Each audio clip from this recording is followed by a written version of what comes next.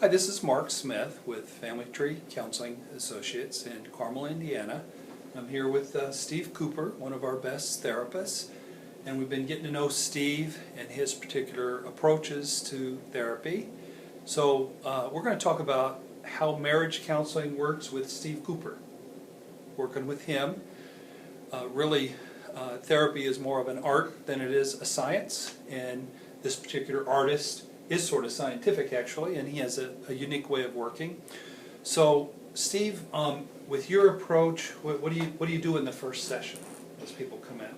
Well, typically people have a way of describing what's going on in their marriage, and they list the problems that they're dealing with. They talk about how they're feeling about them, and what I want to do is get the story from each person, and in that I'm looking at how they frame it, how they talk about the problems, because that tells me a lot about the person.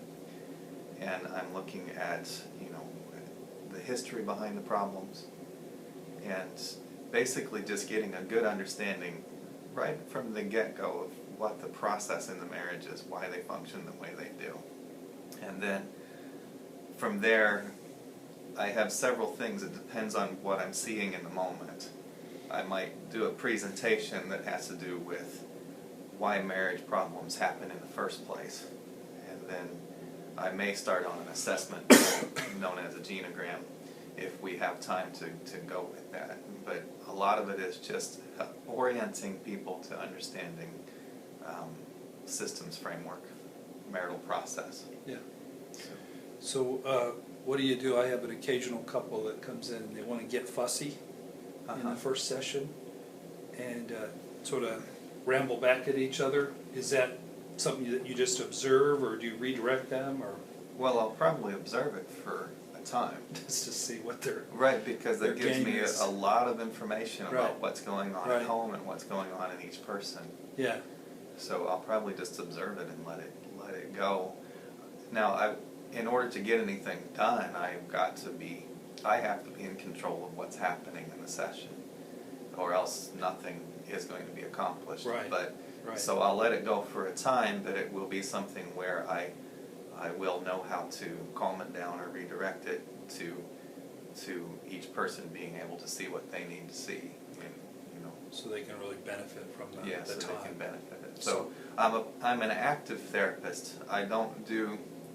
There are a lot of therapists who do a lot of active listening, and their main focus is getting in touch with the client's emotions and helping them feel their emotions. And I do some of that, but I'm more directive in the process. I'm very much involved in helping people see things in different ways. And sort of fits the family tree way of doing things. So are there any marital issues that you particularly like working with or specialize in?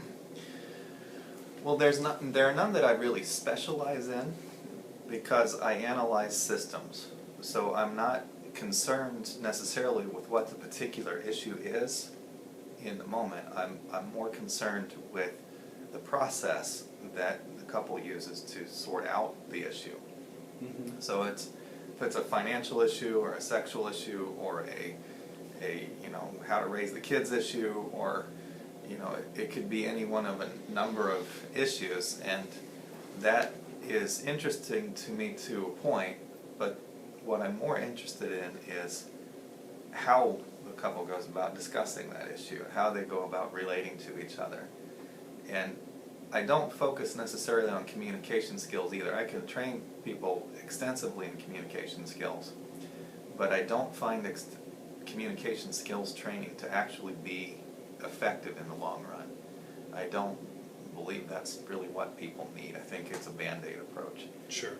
And so it's more about understanding why each person feels the way they do, and then why they react the way they do, and then looking at the reactive process between two people.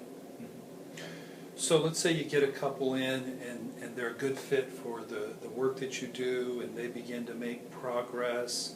What would that progress look like? Well, when people first come in, there tends to be a sense of being a victim of the other person in some way. Right. And I've noticed that. yeah, and each side has a reason why they feel like they're the victim and the other one is the bad person. So they both come in pointing at it. Yes, in some way or another, and it may not look like one of them is pointing. But they sort of are in a more But subtle. yeah, because the person may be having a lot of negative energy directed towards them, and they be in that moment they seem quiet, they seem like they're not, you know, directing that negative energy back. But if you were to open up their mind and look and see what's going on inside, there is a lot of resentment and anger and frustration and shutting down and feeling like a victim in that place. So there are different ways of presenting that. And what progress looks like is when someone starts to see their own internal workings, when they start to see what's going on inside of themselves. In psychology, that is called insight. And progress is when someone is able to look and see what's going on in their own mind, rather than having negative experiences and then attributing those negative experiences to someone else's behavior. Right. And, you know, so most marriages are somewhat unhealthy. You know, we have a 60% divorce rate for first marriages in the United States, and the 40% that stay married, there's a small portion of those that are staying married because they work well. Most of them don't. Right. And that victim-oriented reactive process is quite common. It's what most people do, in some sense. When somebody is able to look and see why they feel the way they do in certain situations, and that their partner doesn't necessarily interpret the world the same way they do, Mm-hmm. that they don't understand why you feel the way you do. They, in fact, when you feel that way, what you do in response to your feelings typically provokes their issues. Yeah. So the process, they sort of go from being adversaries in the beginning to more like therapy buddies who are working on a project together. Yeah, therapy buddies. You know, it's a good way to look at it. Each person starts to know about themselves, and they learn how to re-examine how they think, how they feel, how they approach situations. They develop what I call a depth perception. Is that they're focused on the surface behavior of the people around them and how it makes them feel. Right. But their understanding of the depth of why that behavior exists in the other person and what it means to them isn't there. Right. And so they first start to develop a deep sense of self-awareness, and then that translates into a capability to be deeply aware of other people in a way that's not about looking at surface behavior. You can understand surface behavior in a whole new way. Yeah. Not everybody who comes into our office is necessarily a perfect match for the therapist they maybe begin with. What are the types of people who maybe aren't wired to make fantastic progress with your particular approach? I don't know how that's going to help us, but I thought it was an interesting question. Well, I don't really think of it that way. Okay. Because I think that almost anybody can make progress. Cool. But what slows progress down is the level of defensiveness that somebody has. And so if someone has a heightened level of defensiveness because they have some issue that makes it so they feel threatened when they're asked to look at themselves, then, and most people have some defensiveness, but there are some people who the level of defensiveness they have is higher than most.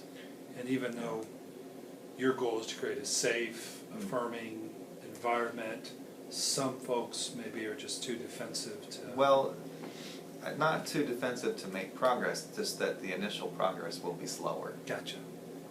It will be one where my level of approaching safely will be stronger than my level of direct, talking to somebody.